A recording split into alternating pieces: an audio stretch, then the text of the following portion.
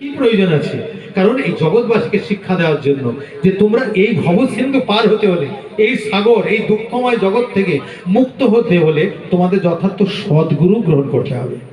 এরকম গুরু নয়, হ্যাঁ, যথার্থ সদ্গুরুর কথা বলেছেন যে গুরুদেব আমাকে, আমরা অন্ধকার কারাগারে পড়ে আছি, এজন্য গুরু প্রণামে বললেন অজ্ঞানাম তিমিরাম ধর্ষণ জ্ঞানঞ্জন শলাকায়, আমরা সকলে অজ্ঞান অন্ধকারে পড়ে আছি, আর গুরুদেবকে জ্ঞানীর অঞ্জন দান করবেন। হ্যাঁ, তস্মৈ শ্রী গুরুবেই নমঃ। চক্ষুর উন্মিলিতম যেন, চক্ষু আমার খুলে দেবেন, চক্ষু উন্মোলন করে দিবেন।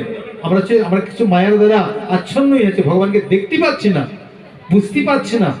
তাই গুরুদেব কি করবেন, আমাদের শাস্ত্র চক্ষুর মাধ্যমে আমাদেরকে দেখাবেন এবং শাস্ত্র জ্ঞান সদ্গুরুদেব প্রদান করবেন। এরকম নয় কানে একটু ফুঁক দিলাম করে ব্যাস, যা তোর মন্ত্র হয়ে গেছে, তুই যা ইচ্ছা তাই কর, মাছ খেতে চা খা, হ্যাঁ, বিড়ি সিগারেট খেতে চাস খা, পাপ কাজ বেশ সেখানে যেতে চাচ্ছে চা, কোনো অসুবিধা নাই, তোর মন্ত্র দিয়ে দিয়েছি ব্যাস।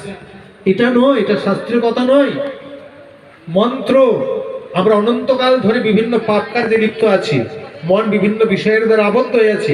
এই মনকে উদ্ধার করা, সেই অন্ধকার কারাগার থেকে মুক্ত করে যথার্থ ভগবানের নিত্য